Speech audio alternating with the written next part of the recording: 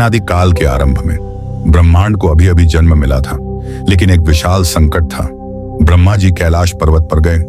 उन्हें एक भयंकर समस्या का सामना करना पड़ा था। वह समस्या क्या थी? सृष्टि अधूरी थी। ब्रह्मा के मन में उठा सवाल, मैंने सभी पुरुष प्राणियों को रचा है, देवता, दानव, मनुष्य, पशु पक्षी, मैंने उन्हें आदेश दिया है कि प्रजनन करो, लेकिन कुछ गलत है, कुछ अधूरा है, क्योंकि बिना स्त्री के प्रजनन संभव नहीं था। बिना नारी शक्ति के सृष्टि का विस्तार संभव नहीं था। और ब्रह्मा को अकेले यह ज्ञान नहीं था कि स्त्री को कैसे रचा जाए। उन्हें एक महान गुरु की जरूरत थी। वह गुरु थे महादेव शिव। कैलाश के सर्वोच्च शिखर पर महादेव ध्यान में लीन थे। उनकी आंखें बंद थीं, लेकिन उनकी चेतना सर्वव्यापी थी। वे सारे ब्रह्मांड को समझते थे, महसूस करते थे। हर परमाणु में उनकी उपस्थिति थी। ब्रह्मा घबराते हुए पहुंचे, 1000 चक्कर लगाए, लेकिन कैलाश के द्वार पर कोई रक्षक नहीं था, क्योंकि महादेव का द्वार सभी के लिए खुला था, गुणी हो या दुर्गुणी, भक्त हो या निंदक। ब्रह्मा ने जब महादेव को देखा तो उन्हें एक विचित्र अनुभव हुआ। शिव इतने विशाल थे कि वे पूरे कैलाश में समा गए थे। उनका शरीर पर्वत जैसा लगता था। उनके बाल आकाश को छूते थे। उनकी तीसरी आंख एक नक्षत्र की तरह दिख रही थी। ब्रह्मा ने संकोच से कहा, मैं एक समस्या लेकर आया हूं। महादेव की आंखें खुली, समाधि टूटी, लेकिन वह टूटना अचानक नहीं था। यह एक सुंदर प्रक्रिया थी, जैसे सुबह धीरे धीरे रात को हरा दे। महादेव ने ब्रह्मा की समस्या को समझ लिया। उन्होंने कहा, ब्रह्मा, तुमने एक बहुत बड़ी गलती की है। तुमने सोचा कि पुरुष अकेले सृष्टि कर सकता है, लेकिन ऐसा नहीं है। सृष्टि केवल आदि है, क्योंकि शक्ति नहीं है। शक्ति ब्रह्मा को समझ नहीं आई। महादेव ने एक गहरी सांस ली, फिर उन्होंने समझाया, देखो ब्रह्मा, मैं तुम्हें एक सत्य बताता हूं। मैं अकेला हूं, लेकिन मैं अकेला नहीं हूं। मेरे साथ एक शक्ति है जिसे सब नहीं जानते। वह शक्ति मैं नहीं हूं, लेकिन मेरे बिना वह भी अधूरी है, और मेरे बिना मैं भी अधूरा हूं। यह बहुत गहरा रहस्य था। ब्रह्मा को लगा कि वे कुछ ऐसे सत्य को छू रहे हैं जो समझ से परे हैं। तभी महादेव ने अपनी समाधि को गहरा किया।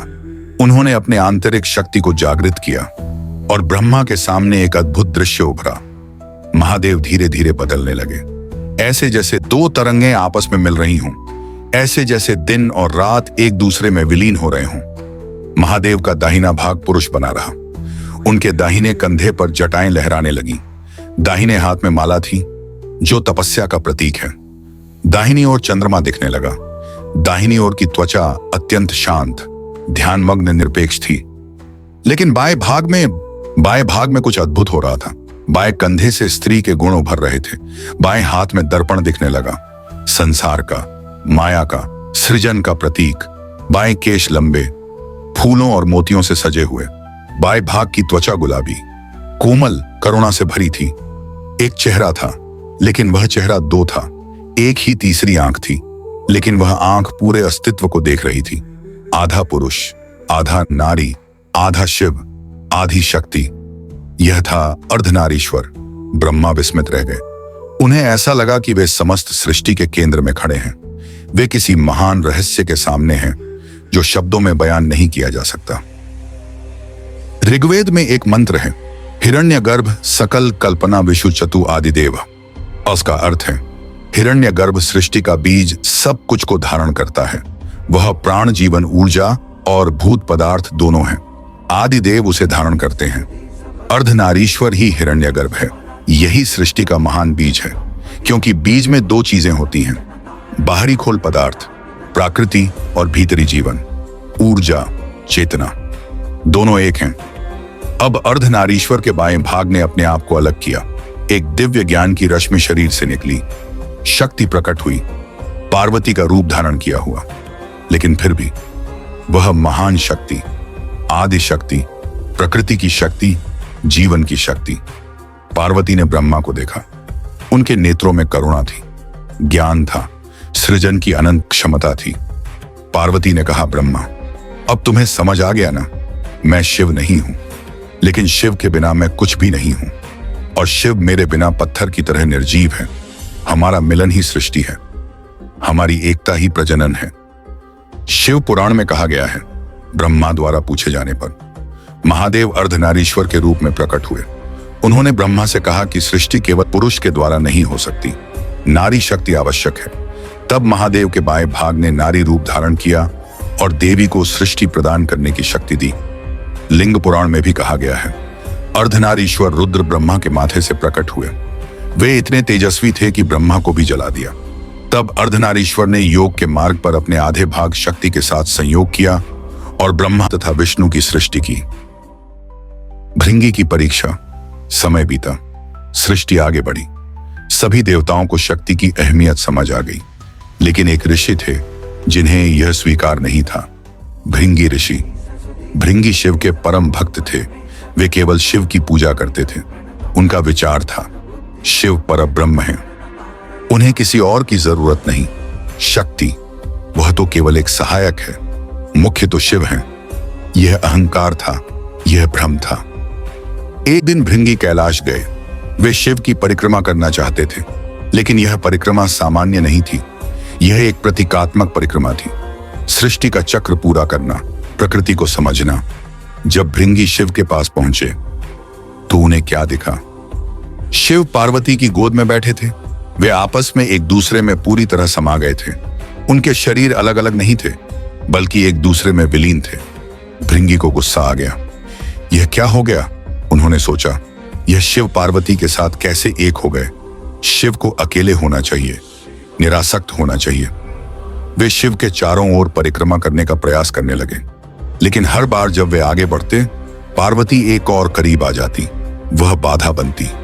भृंगी को यह स्वीकार्य नहीं था। उन्होंने एक चाल चली।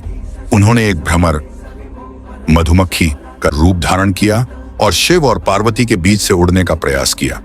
तभी पार्वती को गुस्सा आ गया। उन्होंने शिव के साथ पूरी तरह एक हो गई। अब शिव और पार्वती को अलग नहीं किया जा सकता था। भ्रमर के लिए कोई रास्ता नहीं था। भृंगी ने एक और रूप धारण किया। उन्होंने एक शुक्र का रूप लिया और उनके बीच से भेद करने का प्रयास किया, लेकिन यह भी असफल रहा। तब पार्वती का क्रोध सर्वोच्च पर पहुंच गया। उन्होंने भृंगी को एक श्राप दिया। तुमने जो किया वह बहुत गलत है। तुम मेरे अस्तित्व को नकारते हो। मैं तुम्हें एक श्राप देती हूं। तुम अपनी माता से मिली सारी शारीरिक शक्ति खो दोगे। तुम्हारे अंदर न तो मांस रहेगा, न खून, न कोई नरम अंग। तुम एक कंकाल बनकर रह जाओगे। श्राप तुरंत लागू हो गया। भृंगी का शरीर खुलने लगा। वे एक हड्डी का ढांचा रह गए। अब वे खड़े भी नहीं रह सकते थे। वे गिरने लगे। शिव को दया आ गई। उन्होंने भृंगी से कहा, तुमने एक महान सत्य को समझने से इनकार किया, लेकिन अब तुम समझ गए हो ना, मेरे बिना शक्ति अधूरी है और शक्ति के बिना मैं अधूरा हूं। अब मैं तुम्हें एक उपहार देता हूं। शिव ने भृंगी को तीसरा पैर दिया, एक अतिरिक्त पैर जो उन्हें खड़े रहने में मदद करता। लेकिन यह पैर एक प्रतीक था, शक्ति का समर्थन। भृंगी को हमेशा शक्ति के समर्थन की जरूरत थी। यह कथा बताती है कि जो कोई भी नारी शक्ति को नकारता है वह अधूरा रह जाता है। तंत्र शास्त्र के अनुसार शिव के बिना शक्ति नहीं, शक्ति के बिना शिव नहीं। दोनों एक हैं, अलग नहीं। शिव चेतना है, शक्ति ऊर्जा है। दोनों की एकता ही ब्रह्मांड है। यही अर्धनारीश्वर का सार है। जो बाएं भाग शक्ति प्रकृति और सृजन है और दाहिना भाग शिव चेतना और ध्यान है। दोनों अलग नहीं, दोनों एक हैं। कुछ पौराणिक कथाओं में कहा गया है कि जब एक राक्षस अंधक शक्ति को हरने के लिए आया तो पार्वती ने अर्धनारीश्वर का रूप धारण किया। अंधक यह देखकर भ्रमित हो गया। वह सोच नहीं सका कि यह एक है या दो, यह पुरुष है या स्त्री, यह शिव है या पार्वती। इस अद्वैत को देखकर उसका अहंकार पिघल गया और वह आत्मसमर्पण कर दिया। यह कथा दिखाती है कि अर्धनारीश्वर का रूप केवल सुंदरता नहीं है, यह सर्वशक्तिमान है। यह सभी विरोधों को एक कर देता है। जो कोई भी इस एकता को समझ लेता है वह सब कुछ समझ जाता है। एक अन्य प्रसिद्ध कथा के अनुसार पार्वती शिव के साथ पूर्ण एकता के लिए प्रार्थना करना चाहती थी। उन्होंने महान तपस्या की। वे कहना चाहती थीं, भगवान मुझे अपने साथ इतनी निकटता दो कि हम एक हो जाएं। शिव उनके समर्पण से प्रसन्न होकर वे अर्धनारीश्वर के रूप में प्रकट हुए। इस रूप में पार्वती की इच्छा पूरी हुई। वे शिव के साथ पूरी तरह एकीभूत हो गईं। स्कंद पुराण में कहा गया है, जब पार्वती ने शिव से प्रार्थना की कि वे अंग से अंग मिलकर रहें, तो शिव ने अर्धनारीश्वर का रूप धारण किया। इस रूप में शिव और शक्ति अविभाज्य हैं। यह रूप दिखाता है कि प्रेम और भक्ति की परिणति क्या होती है। पूर्ण एकता। अर्धनारीश्वर का प्रत्येक अंग एक गहरा अर्थ रखता है।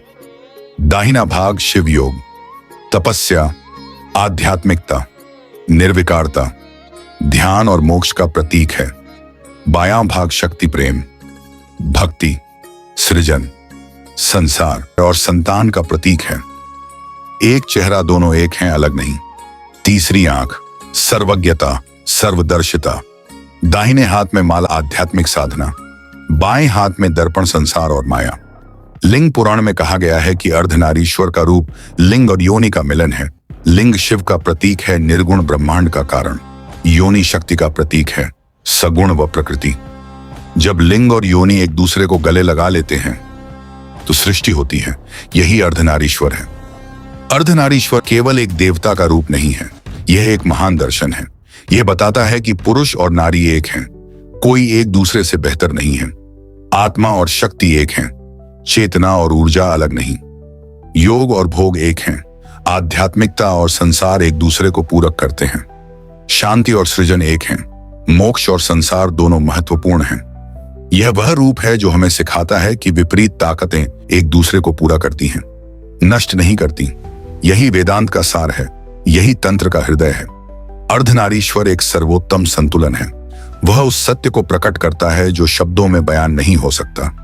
द्वैत नहीं अद्वैत है, भिन्नता नहीं एकता है, विभाजन नहीं संयोग है। और जब तक मनुष्य इस सत्य को नहीं समझ लेता तब तक वह अधूरा है, ठीक भृंगी की तरह जिसे तीसरे पैर की जरूरत पड़ी। यही शिव शक्ति की अनंत लीला है, यही अर्धनारीश्वर की महिमा है।